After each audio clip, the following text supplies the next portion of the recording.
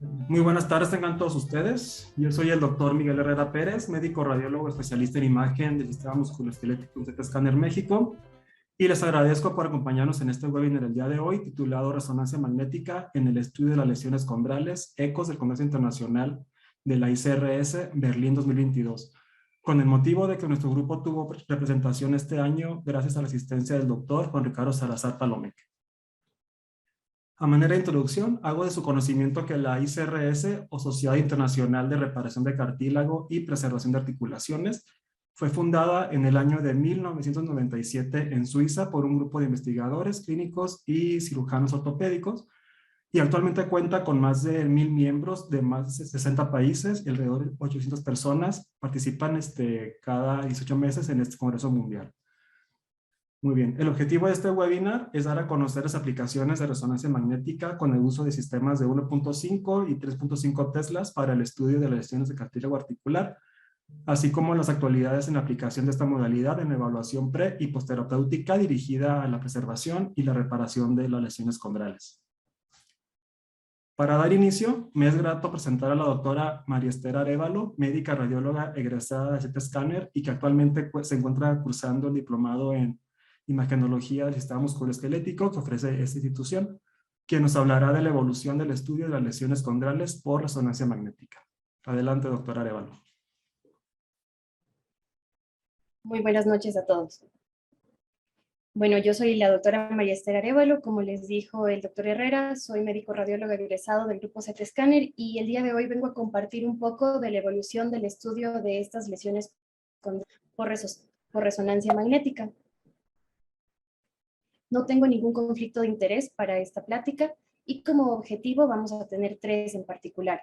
Vamos a conocer las características específicas de este cartílago articular, vamos a nombrar los avances históricos en la evaluación del cartílago articular y finalmente vamos a repasar las clasificaciones más comunes de las lesiones condrales que se usan hoy en día. Entonces, a manera de introducción, primero tenemos que conocer qué es este cartílago articular.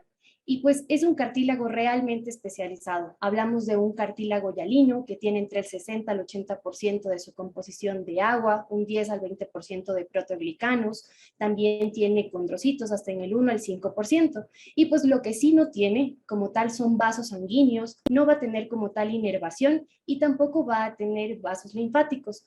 Pero esto no le va a quitar que tenga funciones tan importantes. En este caso va a ser la distribución de las cargas que son aplicadas a la articulación, la reducción de la fricción entre hueso y hueso y la prevención del desgaste. Vamos a conocer entonces cómo vamos a evaluar este cartílago, porque es tan especializado que incluso cada una de sus capas, cada composición del mismo, pues va a tener una función en particular. Entonces vamos a hablar un poquito de las capas de este cartílago articular. Vamos a decir que tiene una capa superficial que va a representar entre el 10 al 20%. Esta capa superficial va a tener una disposición de las fibras perpendiculares como tal a la superficie articular y pues esto le va a permitir como tal evitar las fuerzas de cizallamiento, trabajar contra las mismas. Luego vamos a tener una capa intermedia que va a ser la mayor parte del cartílago, entre el 40 al 60%, a veces también es conocida como zona de transición o zona 2, y pues en esta capa vamos a tener una orientación desorganizada de estas fibras de colágeno, y esta orientación desorganizada nos va a permitir como tal distribuir las fuerzas de carga que son establecidas sobre la articulación. Una capa un poco más profunda que llega a representar el 30% del espesor del cartílago, o también la capa radiada, donde como su nombre lo explica, las fibras van a tener una disposición radial y esta disposición radial le permite como tal adherirse, fijarse como tal al hueso osteocondral. Y finalmente una capa calcificada que es la más delgadita, que va a representar esa línea calcificada del hueso cortical. Y pues aquí en el esquema que tenemos en su lado izquierdo, pues tenemos justamente la evaluación de este cartílago. Se trata de un paciente, ¿no?, que fue sometido a una resonancia magnética experimental. Se trata de un estudio realizado en un equipo de 7 Teslas. Entonces podemos ver incluso allí las características de cada una de las capas y sobre todo esa característica que tiene la capa radiada, esas fibras perpendiculares. Me permito indicarles en la imagen B que el cartílago es tan particular que no solo está sujeto como tal a degeneración, sino también a cambios químicos o cambios físicos. En este caso podemos ver cómo el cartílago articular, al igual que muchos tendones del organismo, puede tener incluso el efecto del ángulo mágico. Una vez dicho esto, pues ahora sí me permito ingresar como tal a los antecedentes que nos permiten el día de hoy estudiar este cartílago articular. Entonces, todo empezó por allá con este físico estadounidense, Isidore Isaac Rabi, cuando pues aportó muchísimo para la física que permitió desarrollar la resonancia magnética nuclear, lo que le hizo ganador de este premio Nobel de Física en el 44. Luego, ya la resonancia magnética se va metiendo de a poquito en la evaluación de las enfermedades musculoesqueléticas. Aquí pues comparaban a pacientes, decidieron evaluar como tal estructuras un poquito más grandes, los ligamentos cruzados, los músculos, tendones, y pues ya con el pasar de los años, ya la resonancia magnética empezó a evaluar como tal el cartílago articular, este cartílago hialino y también como tal estructuras fibrocartilaginosas, sobre todo con secuencias ecospin, y pues se fueron añadiendo secuencias complementarias. Vamos avanzando un poco más y vemos que no solo vamos a ver cambios en el cartílago ante una enfermedad como tal o a una alteración, sino que la propiedad se puede incluso asociar a estos cambios en los valores del mapeo T2 o en las secuencias T2 y que pues finalmente esto se puede ir de la mano con las lesiones que vamos a ver a continuación. Avanzamos un poquito más y pues ya hablamos en este caso de datos bioquímicos, como les mencionaba, esa composición del cartílago, la disminución global de los proteoglicanos, el incremento de la colágena, ya realizamos como tal un estudio histológico ya más severo del cartílago y pues de la mano fueron estos estudios para revelar cómo va progresando los cambios de valores T2 en relación a la edad y que finalmente eso influye en una alteración en el grosor global de este cartílago, que pues tiende a disminuir con el paso de los años. Ya aparece aquí entonces un mapeo T2, que es como lo novedoso, lo que se usa hoy en día. Básicamente fue desarrollado para la evaluación del cartílago femoral y tibial y pues va a establecer como tal el cálculo de un score Z para permitirnos hacer una graduación visual y una evaluación de qué tan heterogéneo es ese cartílago mediante una escala de color. Ahora pues detallamos un poquito ya de algo más experimental cuando hablamos de una resonancia magnética de sodio para evaluar la pérdida como tal de este componente de proteoglicanos que pues puede verse en estadios tempranos de la osteoartritis, como vemos aquí en esta representación. Indico nuevamente que esto es experimental hoy en día. Y pues finalmente tenemos estas secuencias SGPR-SS que también son experimentales, lamentablemente, pero vemos cómo nos permiten hacer estas reconstrucciones volumétricas del cartílago preciosas y que pues esperemos tenerlas muy pronto a la mano. Y pues ya no nos quedamos tan de lado con la evaluación del cartílago. Ahora ya empezamos a comparar cuál es la secuencia que nos va a dar una mejor calidad y pues siempre vamos de la mano con las secuencias EcoSpin y en este caso con la SPGR. Vamos a seguir evaluando este cartílago y pues lo vamos a comparar con qué tan sensible fue en relación a la cirugía, que es pues el método estándar para la evaluación del cartílago, obteniendo muy buenos resultados. Y pues hoy en día hay unos consensos innumerables, la verdad, para saber cuál es la mejor secuencia al momento de evaluar este cartílago articular. Y pues de antemano les digo que la secuencia fundamental va a ser la secuencia PD y la SPGR-T1 con saturación grasa.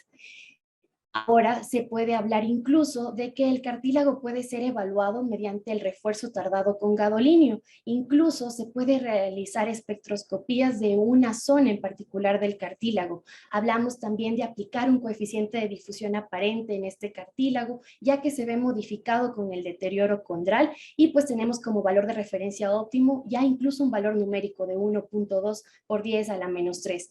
Y pues finalmente hemos llegado como tal a una evaluación de resonancia cuantitativa que nos permite evaluar el volumen, la estructura, la composición e inclusive las propiedades mecánicas que pueden ser indirectamente evaluadas por la resonancia magnética. Una vez dicho esto, pues vamos a evaluar el tercer punto de interés, que va a ser qué clasificaciones tenemos hoy en día y cómo nos basamos los radiólogos para comentar esta afección de la lesión condral, pues finalmente al médico referente. Entonces empezamos como tal en 1944, ya decimos que para él 57, Kilgrave y Lawrence ya empezaron a hablar de enfermedad articular, pues estableciéndolo en 4 grados como tal. Hoy en día sabemos que no solo va delineada hacia la articulación de la rodilla, sino también podemos evaluar la columna, la mano, cadera, mediante este método. Y pues básicamente repasamos que el grado 1 es un estrechamiento un poco dudoso, donde generalmente no llegamos a ver o vemos de manera muy incipiente los osteofitos. El grado 2, pues ya tenemos como tal los osteofitos definidos y un probable estrechamiento del espacio articular. Si hablamos de la rodilla, pues siempre regresemos a ver el compartimento medial. En el grado 3 ya tenemos como tal los osteofitos moderados, ya hay un estrechamiento ya claro del espacio articular, algo de esclerosis y pues una probable deformidad de estos márgenes óseos. Y el grado 4 es ya lo más evidente, a lo que en realidad no queremos llegar, allí no queremos identificar al paciente, por eso estamos el día de hoy en esta plática, donde ya tenemos osteofitos grandes, un marcado estrechamiento, una esclerosis severa y una deformidad. Algo que pues no necesita presentación es la escala de Oderbridge, que ya se manifestó en el 61, estableciendo también grados de lesión condral, que fueron comparados como tal en relación a la artroscopía durante la evaluación de la articulación patelofemoral. Entonces, si hablamos de un grado 1, hablamos de reblandecimiento y edema del cartílago. Un grado 2, cuando ya se fragmenta o se fisura este cartílago. Y un grado 3 es igual que el grado 2, pero con una área de mayor afección. Y el grado 4, cuando ya en definitiva hay afección al hueso, ya hay erosión del cartílago. Y pues esta clasificación es tan usada que ha tenido nuevas actualizaciones. Entonces hablamos de una actualización en 1975, decimos que en el 89 dijeron que no era exclusiva para la rodilla, ya se puede extrapolar como tal a cualquier articulación, y pues en el 2006, dada la última actualización. Ya hoy en día conocemos que hay un grado 0 donde no hay afección como tal, un grado 1 donde hablamos aún de este reblandecimiento, y pues me permito mostrarles en la imagen de la derecha qué es lo que el ortopedista conoce como reblandecimiento al momento de hacer la artroscopía.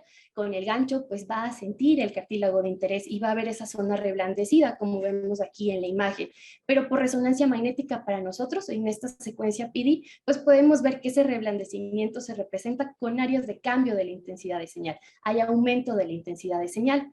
En el grado 2 pues vamos a hablar de porcentaje en la actualización y pues tenemos un defecto del espesor parcial que va a ser menor al 50%. Si lo extrapolamos a la artroscopía, vamos a hablar de fibrilación, se ve como despeluchado ese cartílago y pues podemos verlo aquí en la imagen de resonancia magnética donde ya no hay una adecuada definición de estas capas del cartílago articular que les mencionaba. El grado 3, esa afección progresa y pues va a tener un mayor porcentaje de afección, hablando de más del 50%. Si lo evaluamos por artroscopía, vamos a tener ya como tal microfisuras. Y pues aquí vemos la imagen artroscópica donde como tal ya no hay solo esa fibrilación y esa afección superficial, sino como tal ya se ve una lesión condral. Y pues la representación en esta imagen PD, vemos como hay afección en la faceta lateral del cartílago condral, que a veces por imagen podemos llegar a llamar como la carne de cangrejo. Y finalmente lo que es más evidente, al igual que en rayos X, pues el grado 4, cuando ya no hay como tal cartílago, cuando la superficie está desnuda, le podemos llegar a decir, o como tal cuando ya hay afección condral o del hueso. Y pues vemos aquí la representación en la artroscopía y finalmente cómo llegamos a verlo, cómo el hueso es muy chismoso y sedematosa y nos delimita como tal esta área de lesión condral. Pues seguimos avanzando un poquito en el estudio del cartílago. En el 97 ya nos mencionó el doctor Herrera que pues se instauró como tal la ICRS justamente para preservar este cartílago articular porque es realmente importante. Pues delimitaron como tal ellos una guía muy característica, muy dinámica para llegar a representar de manera adecuada y poder comunicar como tal al ortopedista estas lesiones condrales. Y pues finalmente nos regalan en el 2000 un nuevo consenso que nos va a se va a parecer mucho a lo antes descrito en la de Oderbridge, pero incluso llega a ser un poco más específico para así ser más sensibles con nuestro diagnóstico. Entonces, en este caso también tenemos un grado 0 de normal, un grado 1 de incremento de la intensidad de señal, un grado 2 que demuestra irregularidad de la superficie condral, un grado 3 que demuestra un defecto pequeño del espesor parcial o total, y un grado 4 donde ya haya afección al hueso, ya hay un compromiso como tal subcondral. Entonces, vamos a ir repasando de a poquito, igual que lo hicimos con la de Oderbridge, qué es lo que nos pide que reportemos la ICRS. Entonces, un grado 0, donde vemos ese cartílago perfectamente conservado. Un grado 1, donde ellos a veces mencionan que es un cartílago casi normal, que podemos tener 2 grados. Un grado A, donde tenemos una fibrilación que tiende a ser superficial, como vemos se parece mucho al anterior, pero en el grado B ya tenemos fisuras superficiales. Tenemos luego un grado 2, donde vamos a tener lesiones anormales. Es la única descrita en este grado 2 y pues como vemos se parece incluso al anterior porque estas lesiones no se van a extender, van a ser más allá del 50%, es decir, menos del 50% de este espesor del cartílago se puede encontrar afectado. El grado 3 va a tener como van varias subcategorías y entonces si hablamos de un grado 3A, vamos a decir que este cartílago ya es severamente anormal, está severamente afectado y estos defectos llegan incluso a exceder el 50% de esta superficie del cartílago. Si vamos avanzando hacia la B, pues ese defecto se va adentrando como tal a esta superficie condral y va a tener extensión a la lámina calcificada, que ya conocemos cuál es, y pues va a tener en el grado C una extensión al hueso subcondral, pero aún no lo llega a atravesar porque ese sería un grado 4 en definitiva. Y en el grado D, pues va a tener esta afección del 50% o un poquito más y pues vamos a tener que regresar a ver como tal a la superficie articular en búsqueda como tal de ámpulas o de blisters.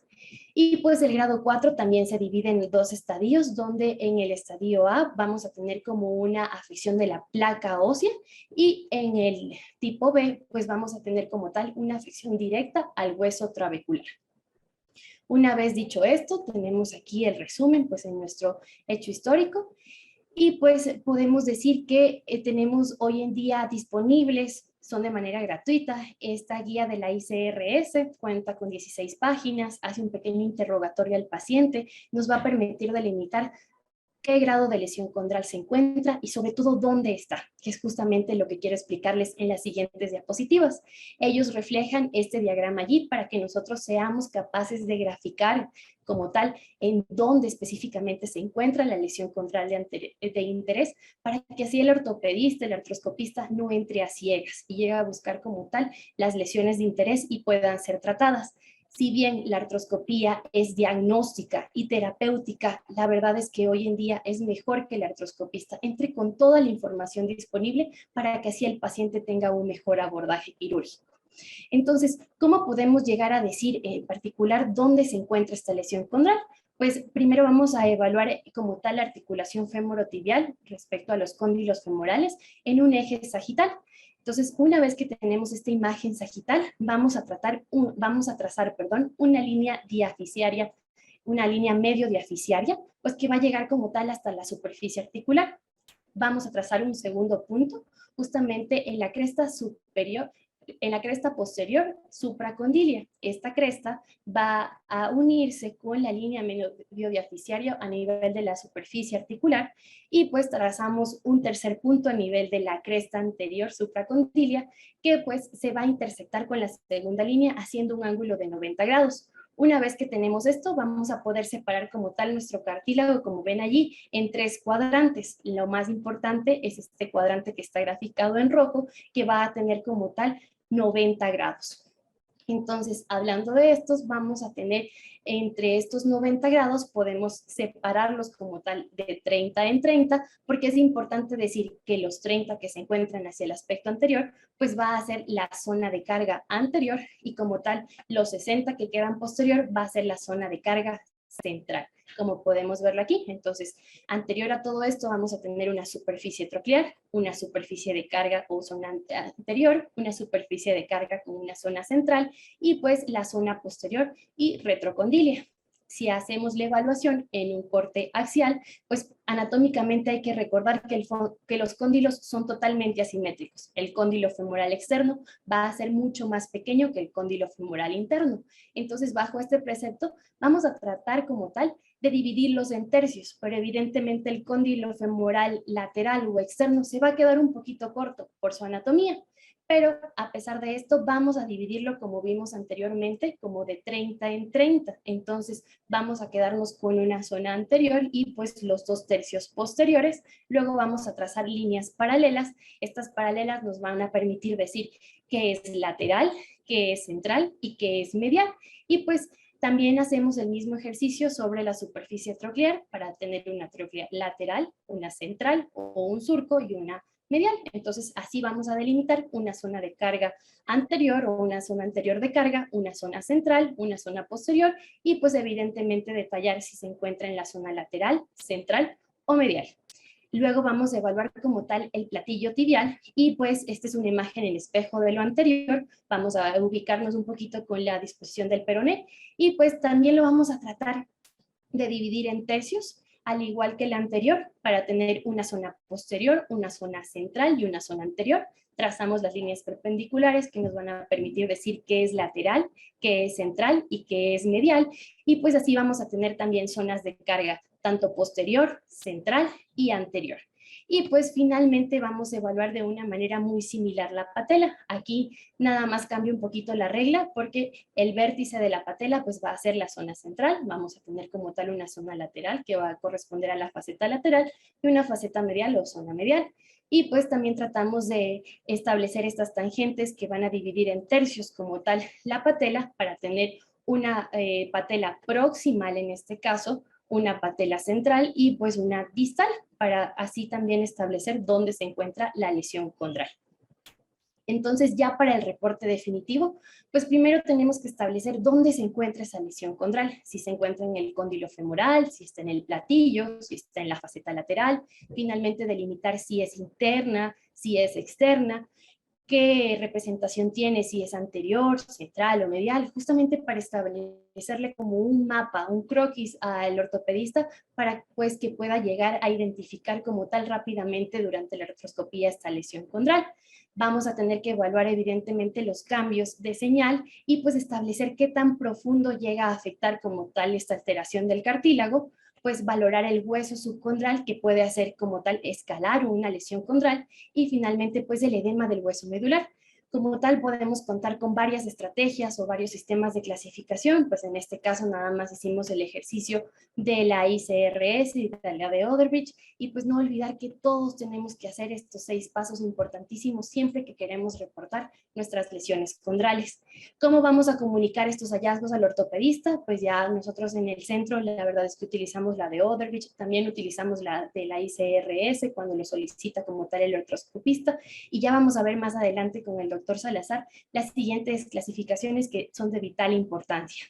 Y pues ya para concluir como tal mi plática, pues nada más recordarles que estas lesiones condrales son muy importantes, se han estudiado muchísimo por toda la evolución natural que conlleva como tal tener una lesión condral. Dice mi maestra, la lesión, el cartílago es como los dientes, una vez que lo pierden pues no lo recuperan y la verdad es que es la regla más precisa para delimitarla.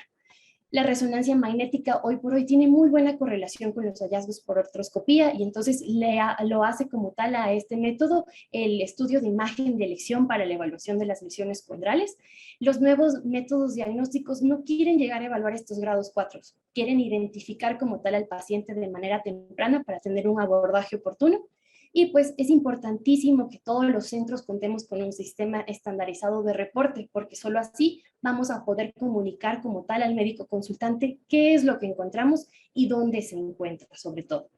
Y pues yo así termino mi participación. Le agradezco mucho la invitación al doctor Salazar y también todas sus enseñanzas y pues los aportes que hizo también para esta plática. Ya verán que es un excelente maestro más adelante.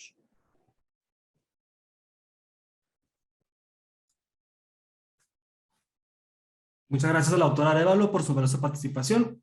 A continuación, tengo el honor de ceder la palabra al doctor Juan Ricardo Salazar Palomeque, médico radiólogo especialista en imagen del sistema musculoesquelético y jefe del área de resonancia magnética en CT Scanner México, con el tema de actualidades en el uso de la resonancia magnética para el estudio de las lesiones condrales. Adelante, doctor. Muchas gracias, buenas noches a todos y sobre todo por dedicar parte de su tiempo para que podamos compartir con ustedes nuestra experiencia. Bien, ya está mi pantalla. El tema, resonancia magnética en el estudio de las lesiones condrales. Y bueno, pues la foto hace referencia a la torre de televisión en Berlín, bueno, que es algo de lo que destaca aquí. Y es que hemos tomado este título porque ¿cómo podemos aprovechar la experiencia de grupos tan dedicados al estudio, tanto de ciencias básicas como clínico, para todo este tema del cartílago? Los radiólogos estamos inmersos en este equipo multidisciplinario, así que debemos comprender todo lo que está sucediendo alrededor, todos los avances e inclusive no nada más los avances, sino las herramientas con las que disponemos actualmente, cómo aprovecharlas. Y es algo de lo que por lo que para nosotros es tan importante esta experiencia, al poder ver lo que se comparte en este congreso de la ICRS, que en esta ocasión, bueno, pues fue en la ciudad de Berlín, justo en este año. Y bueno, ese es el objetivo, compartirlo. Y creo que no hay ningún conflicto de intereses en la presentación de este tema. Y dicho esto, bien, como ya mencionaba la doctora Arévalo, es sumamente importante pues reconocer que tenemos estudios de resonancia magnética convencionales donde podemos aprovechar los diferentes contrastes para hacer una evaluación de cada uno de los tejidos. Esa es la maravilla de la resonancia magnética, el contraste tisular que ofrece. Entonces aquí sí no hay lugar a dudas de lo que sucede en cada uno de los tejidos blandos. Yo comento con los colegas residentes que en resonancia magnética tienen prohibido decir los tejidos blandos. Aquí no, porque tenemos una adecuada caracterización. Dicho esto, el tema que nos compete hoy es lo referente al cartílago. Y he seleccionado esta imagen de un plano transversal de la articulación patellofemoral ponderada en T2 para que antes de pasar a cosas tan específicas, probablemente debemos aprender a aprovechar cada detalle de la imagen que tenemos.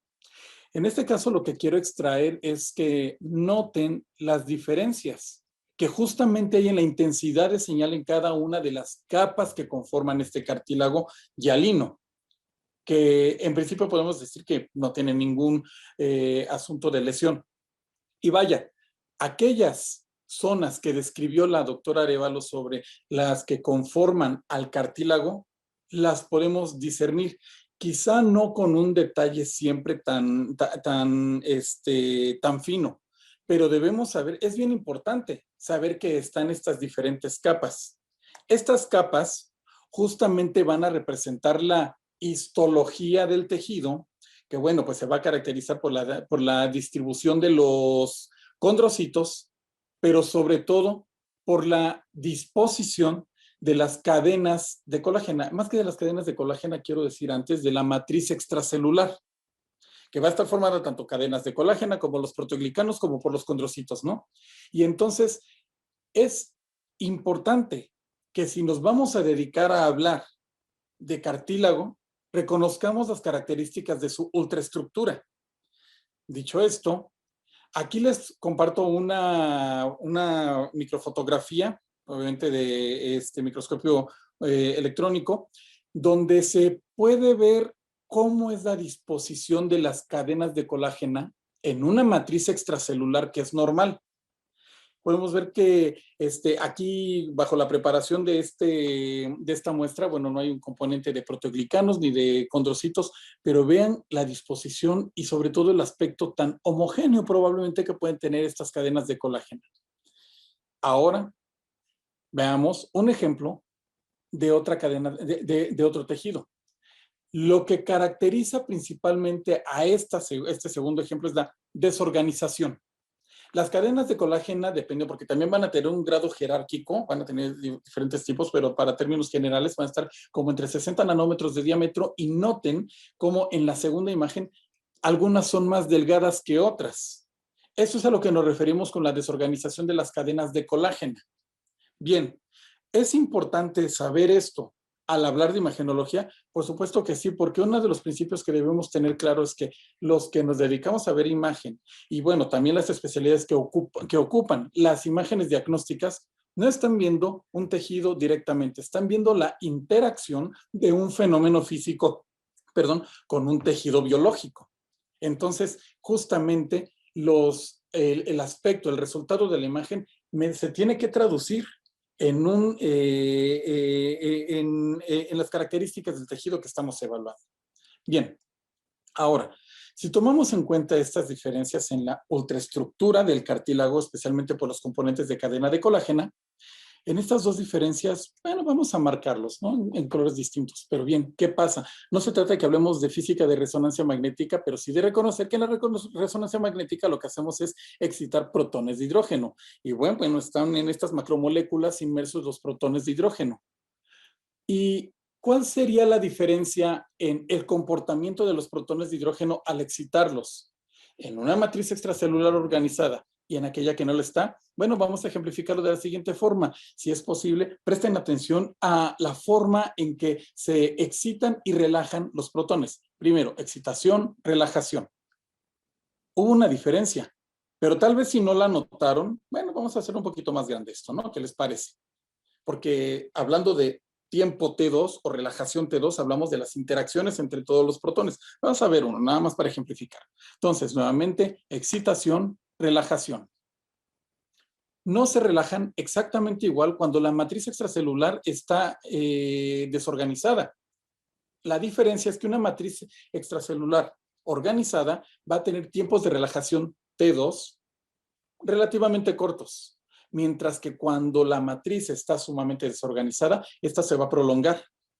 Todo esto lo podemos expresar en una barra de color que represente justamente estos tiempos de relajación en milisegundos. El primero, bueno, pues está cerca de los 30, por eso es que le corresponde más o menos el color amarillo, ¿no? Y el segundo, que está donde la matriz está desorganizada en 60 milisegundos, bueno, pues lo tenemos más hacia los valores altos, en el color azul. Y la escala la pueden invertir. Lo importante es saber qué son valores bajos y qué son valores altos. Y esto entonces, en la resonancia magnética, va a ser medido en los voxeles, en cada una de las zonas de muestreo. Y probablemente la matriz desorganizada que yo medí se encuentre cercana al vértice interfacetario, mientras que la zona donde la matriz extracelular está organizada está en el centro de la faceta interna.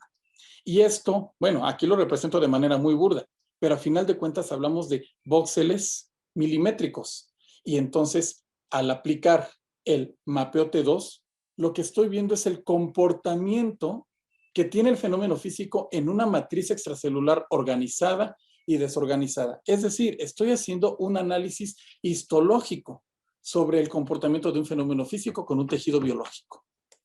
Dicho esto, es el principio de lo que todo mundo entiende como el cartigram, que sí tengo que aclarar que estamos hablando de mapeo T2. Cartigram, que es como, repito, la mayoría lo conoce, es la patente de un fabricante. Pero bueno, al tener diferentes fabricantes, el nombre de la patente puede variar. Así que creo que sería bueno reconocer que a esto le debemos llamar mapeo T2. Bien, pero cuando hacemos un mapeo T2, generalmente lo vamos a hacer tricompartimental, ¿verdad? Porque el cartílago hialino, especialmente en la rodilla, que es en la articulación en la que casi todo este estudio se ha enfocado, se va a tener cambios, especialmente en superficies de carga para los compartimentos tibiofemorales. Pero la articulación patelofemoral, que es el aparato extensor, también va a estar sometida a estrés durante cada movimiento de extensión. La presión que esto conlleva, y bueno, si existe o no hay alguna causa concomitante, puede derivar en el deterioro de estas cadenas de colágeno o de esta matriz extracelular. Entonces, cuando hacemos el análisis, que el objetivo ahorita no es hablar del paso a paso, siempre vamos a tomar en cuenta la obtención de las imágenes en 2D, escala de grises, pero que realmente es un grupo de imágenes que se obtiene bajo distintos tiempos de eco, que permiten hacer un cálculo de los tiempos de relajación de los protones en cada voxel. Podemos hacer únicamente la representación en color, pero siempre a la derecha tenemos una barra que nos dice qué colores tienen los valores bajos y qué colores tienen los valores altos. Así que, como yo siempre les digo, el color no es nada más que pinte o que se ve ahí, sino hay que leer ese color. Pero algo afortunado es que podemos hacer una evaluación cuantitativa, lo cual, repito, siempre hay que tratar de hacer objetivo lo subjetivo. No nada más decir aparente, una pequeña manchita. No, dame valores objetivos para que eso pueda ser medible, ¿no? Entonces podemos, mediante la colocación de regiones de interés en distintos puntos, obtener valores promedio de tiempo de relajación. Una cosa que antes de seguir con los valores específicos de tiempos de relajación debo mencionar es que no se trata de poner bolitas donde caiga. Tenemos que actuar de la misma manera que actuaría el artroscopista en una artroscopía diagnóstica. Esto del uso del indentador, donde voy a poner el gancho para saber si existe un cambio en la dureza del cartílago. Bueno, pues esas líneas de referencia que mencionó la doctora Arévalo son las que marcarían los sitios donde se va a ir mapeando. Pero para nosotros en resonancia magnética, los sitios donde vamos a obtener valores cuantitativos de tiempos de relajación. Bien, entonces con eso nos quedamos. Además de la representación en color de las diferencias en tiempos de relajación, la cuantificación objetiva de esto expresado en milisegundos. Bien, ¿qué más hay sobre esto? No podemos establecer valores exactos de normalidad de tiempos de relajación por muchos motivos. Las diferencias en actividad física, las diferencias metabólicas, las diferencias nutricionales, las diferencias inclusive de hidratación y por edad. Entonces, hacer un trabajo que exprese los valores normales realmente es una tarea titánica. Sin embargo, algunos grupos, y hay que destacar esto como el grupo del Dr. Svart en Finlandia, han hecho trabajos estadísticamente robustos para tratar de buscar valores que se relacionen con lo visto en la artroscopía. Y es que aquí no se expresa valores en milisegundos de tiempos de relajación para niveles 0, 1, 2 o 3, 1 o 2, perdón, de lesiones de acuerdo con la clasificación de la ICRS, que ya les explicó la doctora Arévalo. Y esto pues igualmente expresado en colores de acuerdo con la barra que tenemos al momento de hacer un mapeo, ¿no? Entonces se trata del color, sí, pero también de obtener valores que no necesariamente sean para decir está bien o está mal el cartílago, sino para dar seguimientos, para reconocer cómo se encuentra en un estado basal y sobre todo en aquellas personas que tengan factores de riesgo, identificar cambios tempranos que deriven en la osteoartrosis. Bien, así entonces, para estos fines de establecer valores cuantitativos para lesiones 4 de la ICRC, mira, no se necesita ni hacer un mapeo T2 para ver lesiones grado 4. Hablo antes de tratamiento, bueno, antes de terapia, claro. Entonces, para las 4, pues no hay problema. Para las 3, no hay que hacer un mapeo T2 para identificarlas. El tema está en identificar de manera apropiada las lesiones 1 y las lesiones 2. Ya que en una resonancia magnética convencional, el desempeño diagnóstico de esto puede ser tan bajo con sensibilidades entre el 30 y 50%. Entonces, es probable que yo identifique visualmente una lesión grado 1A, pero para otro lector no haya una lesión. Para alguien sea una lesión 2 y para otro lector no haya una lesión. Entonces, ¿es necesario intervenir o no? ¿Estamos hablando del inicio temprano de una osteoartrosis o no? Entonces, ahí es donde está el valor preterapéutico del mapeo T2, del Cartigram, ¿no? Si así lo quieren llamar, pero repito, esa es una patente, una marca. Bien, entonces, ¿en quiénes es importante tratar de identificar los cambios tempranos de osteoartrosis? Definitivamente, el desarrollo de la osteoartrosis, bueno, tiene factores epigenéticos que, lo cual lo vuelve mucho más amplio. Sin embargo, sí hay que reconocer que hay grupos que van a desarrollar tempranamente o tienen el riesgo, de desarrollar tempranamente la osteoartrosis. Por ejemplo, pacientes con lesión del ligamento cruzado anterior, dado el cambio de la inestabilidad, a pesar de tener una cirugía, porque no es lo mismo que tener el cartílago, el ligamento nativo, puede derivar en una discrepancia en distribución axial de cargas, y eso entonces nos lleva al problema de una probable osteoartrosis temprana. O los pacientes con meniscectomía o una lesión avanzada de menisco. Entonces, ¿qué pasa? El menisco pierde su propiedad, bueno, más se pierde, dada la falta del menisco, las propiedades condroprotectoras de este. Y entonces se puede desarrollar de manera temprana una osteoartrosis. Entre otros, vamos a tener personas con actividad deportiva de alto rendimiento, atletas de alto rendimiento, o incluso, ¿por qué no considerar a las personas con obesidad? Entonces, bueno, identificar la osteoartrosis de manera temprana realmente sí impactaría en temas de salud pública, dado que la osteoartrosis es, al menos para el último censo en México, la causa del 19% de las discapacidades graves. Bien, ahora, nosotros como radiólogos, no se trata nada más de generar un informe donde pongamos, ahí se ven tonos azules, se ven tonos anaranjados. Hay que hacer también una sistematización sobre los datos que aportamos. Entonces, bueno, eso va a ser importante, ¿no? Nosotros procuramos siempre compartir esta información de una manera sistematizada para que, bueno, más que generar una lectura fácil, se pueda hacer una fácil comparación de un estudio basal con un estudio de seguimiento. Bien, entonces aquí les comparto un informe como lo entregamos nosotros para la caracterización justamente del mapeo T2. Bien, llegando a este punto, también va a ser importante mencionar que no todo es mapeo T2. Y hay que aclarar, el CARTIgram, que es el más conocido, es un mapeo T2. Pero otros fabricantes pueden desarrollar técnicas donde no solamente se haga mapeo T2, sino que se pueda hacer inclusive un mapeo T2 estrella, que técnicamente es diferente, o mapeos T1. Y es que esto permitirá hacer una evaluación también de la matriz extracelular, pero no por el deterioro de las cadenas de colágeno principalmente, sino en el mapeo T2 estrella, pues vamos a ver sobre todo la actividad o la desorganización a expensas de proteoglicanos, y en el mapeo T1 vamos a ver la desorganización a expensas de aminoglucósidos. Entonces, todo esto nos habla de estatus bioquímicos distintos del cartílago. Glucosaminoglucanos, perdón, no lo dije bien. Entonces, esto ya se puede escalar a decir que hacemos una evaluación bioquímica del cartílago articular. Bien, en este punto entonces, como bien dijo la doctora Arévalo, es sumamente importante la comunicación de los hallazgos por imagen. Y es que creo que muchas veces podemos fallar en transmitirlos debidamente.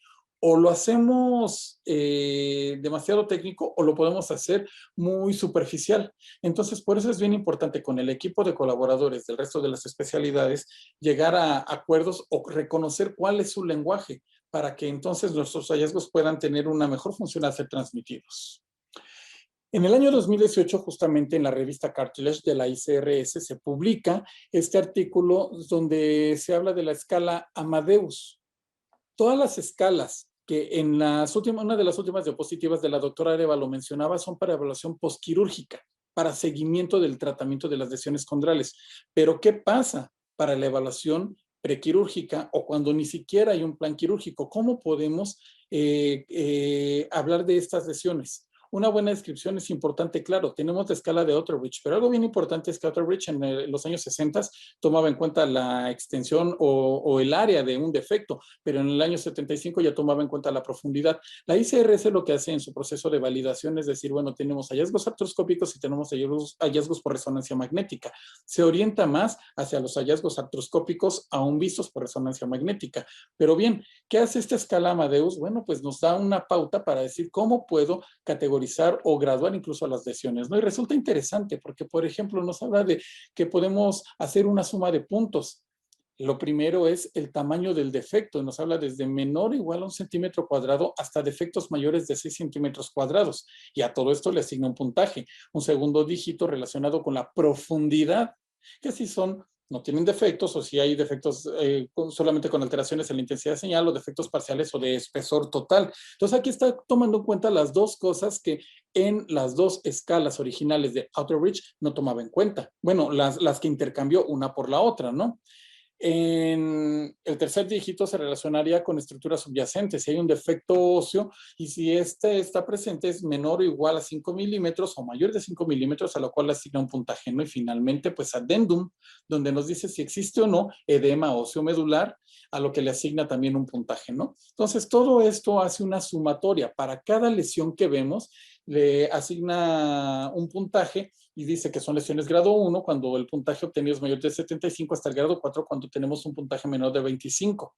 Pero ¿qué es lo que pasa? Y la recomendación más importante al momento de utilizar una escala para estadificación o graduación de alguna lesión condral, la reproducibilidad, el desempeño diagnóstico de esta. Y definitivamente los coeficientes de correlación intraclase son bastante buenos como para implementar este tipo de escalas. Pero definitivamente hace falta ponerlos en práctica en distintos centros, en distintas condiciones de pacientes para reconocer cuál es su reproducibilidad real, ¿no?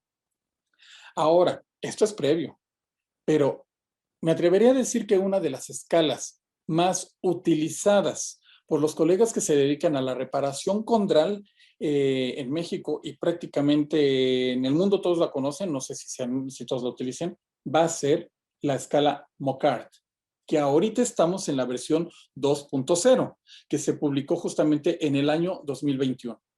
Entonces, la escala Mocart ya va a ser para identificar cambios post-terapéuticos, especialmente para la osteointegración de injertos principalmente, pero digo, también puede ser utilizada para evaluar los resultados de otros procedimientos, sobre todo de estimulación de médula ósea, nanofracturas, microfracturas, ¿no? En fin, pero vaya, tenemos una escala post-terapéutica. En esta escala igual se van a utilizar puntajes donde se van a evaluar los siguientes aspectos. Primero, el volumen de llenado del defecto condral, ¿no? Y como podemos ver en los distintos aspectos que van a llevar estos puntajes, mientras mayor sea el llenado o incluso si este es hipertrófico, bueno, pues son los mayores puntajes, pero se puede esperar que ni siquiera haya un llenado o el desarrollo de ese cartílago que necesariamente no va a ser siempre hialino, que también puede ser fibrocartílago, pero vaya, el hecho de que se llene el defecto tras el tratamiento, bueno, pues lo que se asignan puntajes, ¿no?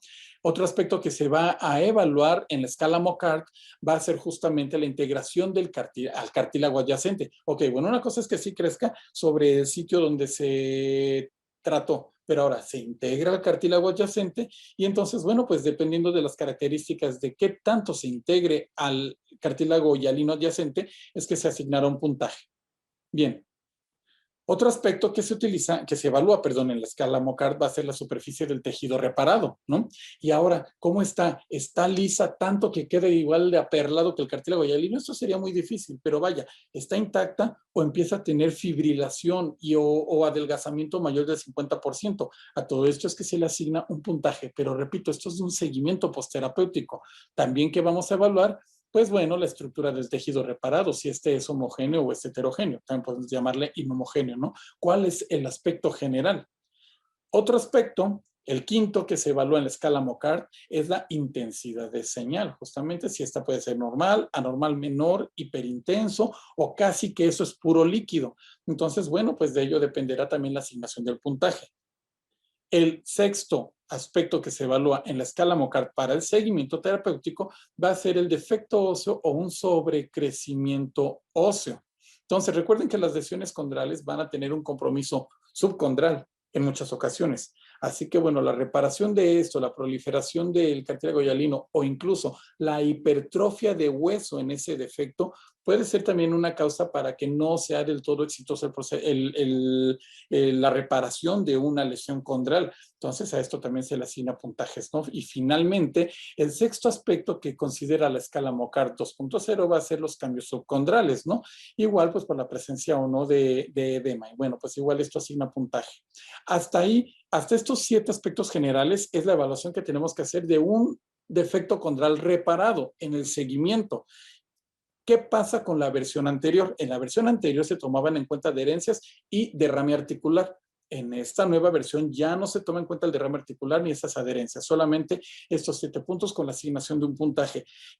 Probablemente no quieran ustedes utilizar una escala, no quieran hacer un puntaje, no les dé tiempo, tal vez trabajen en instituciones donde el trabajo están saturados, pero creo que lo destacable de estas escalas es identificar qué se tiene que decir en estas condiciones.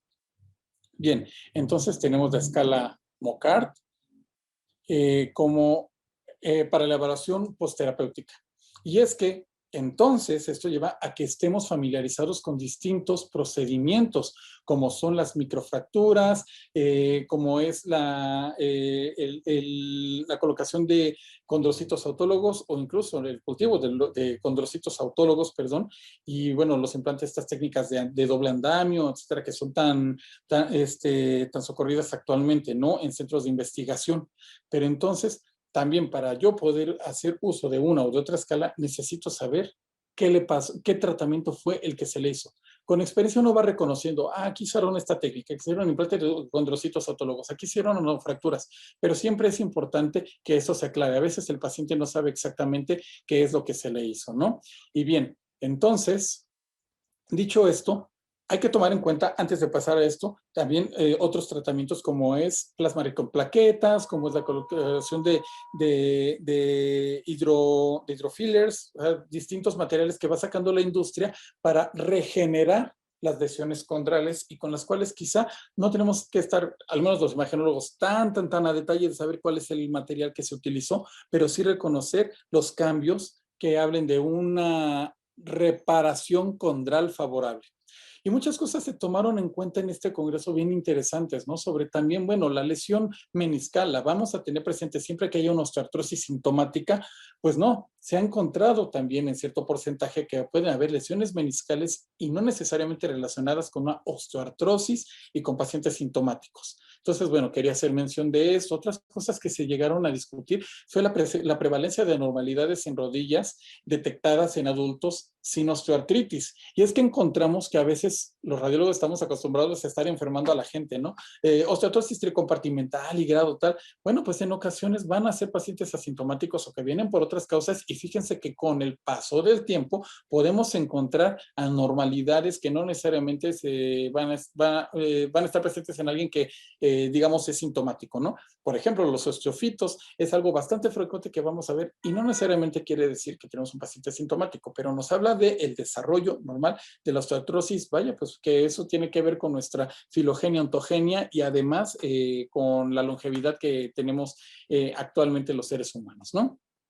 Bien, otras cosas que se discutieron, bueno, pues distintos estudios epidemiológicos que como iniciativas para estudiar los cambios tempranos por la osteoartrosis, entre ellos destaca como en análisis por resonancia magnética el estudio POMA, ¿no? Por poner algunos.